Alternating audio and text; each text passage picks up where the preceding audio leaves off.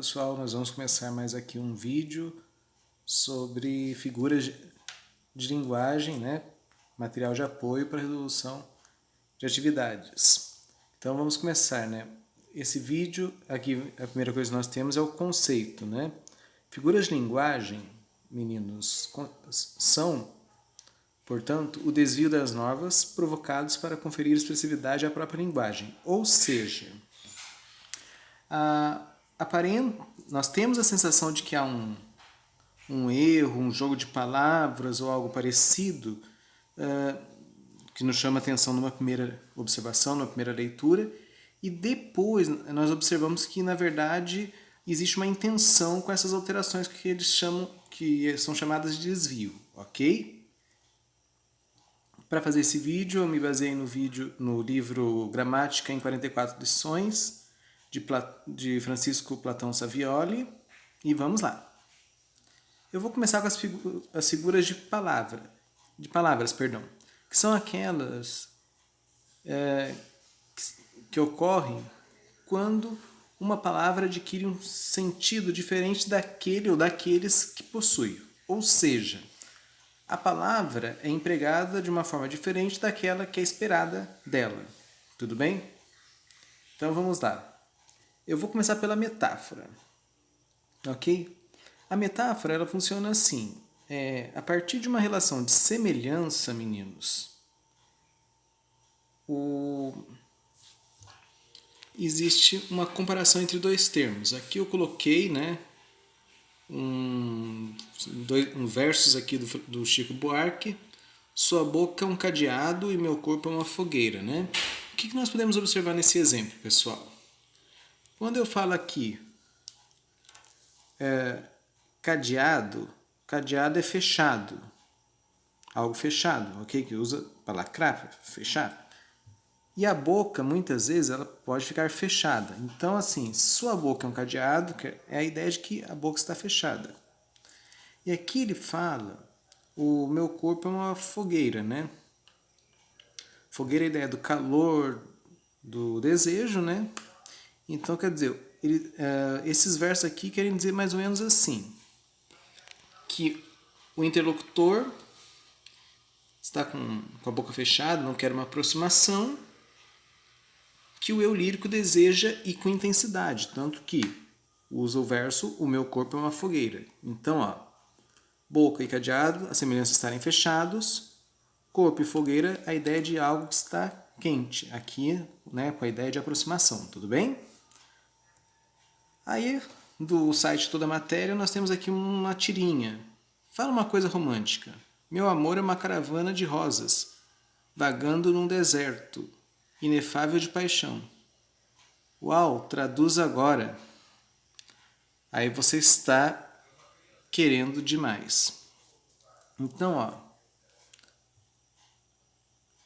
Aqui vocês têm aqui exemplo da metáfora, né? O amor, ó, caravana de rosas, vagando num deserto de inefável paixão. Ou seja, o amor é algo belo, perfumado, agradável, que a rosa tem essa conotação de belo, perfumado, agradável, como o amor. Ok? Tudo bem até aqui? Então, seguindo mais um pouquinho, nós temos agora a comparação. A comparação também trabalha a ideia de semelhança, como a metáfora, com uma diferença estrutural. A presença de uma partícula comparativa, a mais comum é como. Pegando aquele exemplo do Chico Buarque, ficaria: sua boca é como um cadeado e o meu corpo é como uma fogueira, tudo bem? Então é só isso que difere uma da outra. Aí depois nós temos aqui, né, uma outra tirinha do Toda Matéria. Acorda, Armando, você não sabe que o amor é como uma flor? Se não for regada e bem cuidada, ela murcha e morre? Hã? O amor é como o motor do carro, Armando. Se não trocar o óleo e não cuidar da mecânica, uma hora ele não funciona mais. E ele diz, entendi. Então vejam, aqui ela fala, né? O amor é como uma flor. Tá aqui a diferença, tudo bem? Aí nós temos a metonímia. Segundo Savioli, a metonímia aqui ele coloca a seguinte definição: consiste em usar uma palavra com significado de outra em vista de uma relação de causalidade ou de implicação mútua entre o que elas representam. Então vamos ver. Ela sempre lê Alighieri e Cervantes. Alighieri, autor da literatura italiana, para quem não sabe, Cervantes, autor da literatura espanhola. Aqui nós temos aqui o uso do nome do autor no lugar da obra, ok? Por quê?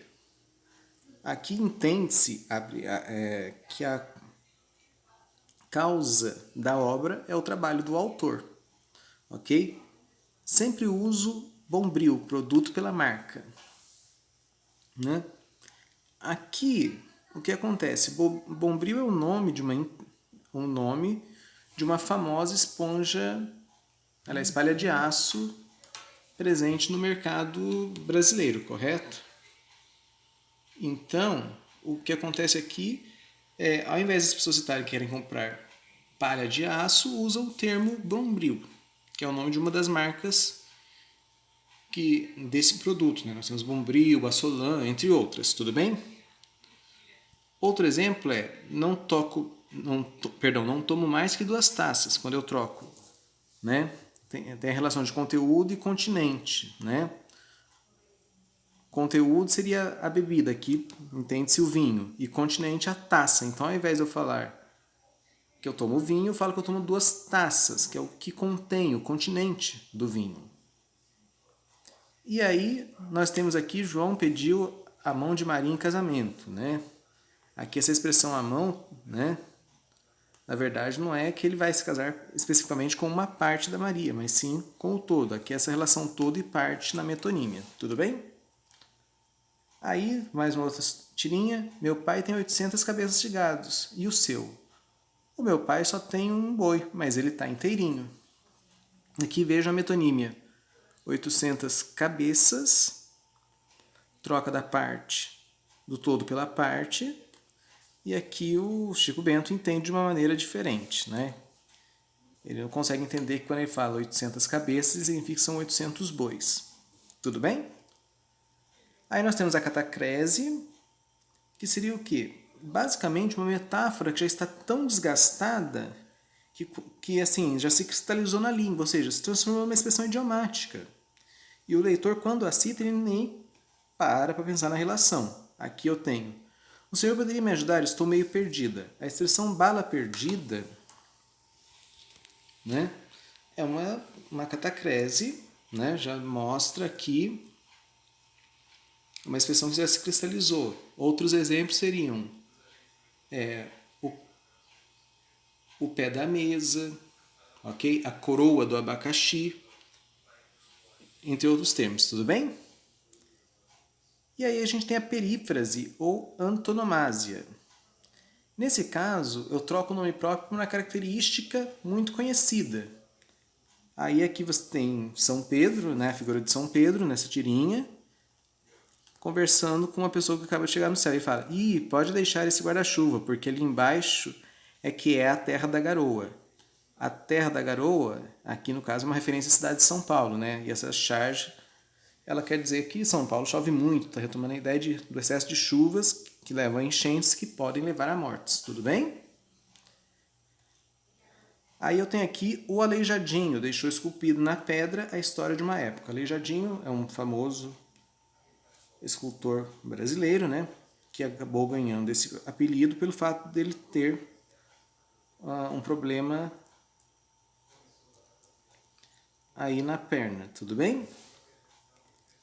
E aqui eu trouxe aqui vários exemplos, né? Não vou citar todos aqui por questão de tempo. Eu tenho Filho de Deus para dizer Jesus, Rei do Futebol para dizer Pelé, o Estagirita para dizer Aristóteles, ok? Rei do Rock para dizer Elvis Presley, tudo bem? A Cidade Maravilhosa para dizer Rio de Janeiro, Terra da Garoa para falar da cidade de São Paulo, ok? A Veneza Brasileira, Recife, Terra do Sol Nascente, Japão, tudo bem? A Cidade Eterna, que é para falar Roma, a Cidade Luz, Paris, né, capital da França, e por aí vai, certo? E por fim eu tenho aqui a sinestesia, que é quando eu cito, faço referência às sensações, mas sem articular sensação e órgão do sentido. Aqui eu tenho: o sol de outono caía como uma luz pálida e macia. Luz está ligada à ideia de visão, mas quando eu falo macia está ligada ao tato. Vejam, eu tenho o contraste. Luz pálida, visão, macia, tato estão unidos. Aqui eu tenho um caso aí de sinestesia, tudo bem? Aí nós temos aqui uma tirinha que aparece a expressão olhar frio. Olhar frio, você tem uma sinestesia, né? Ó, vejam. Frio está ligado a tato e o olhar à visão, certo? Não percam a continuação desse vídeo que fala sobre figuras de pensamento. Até mais!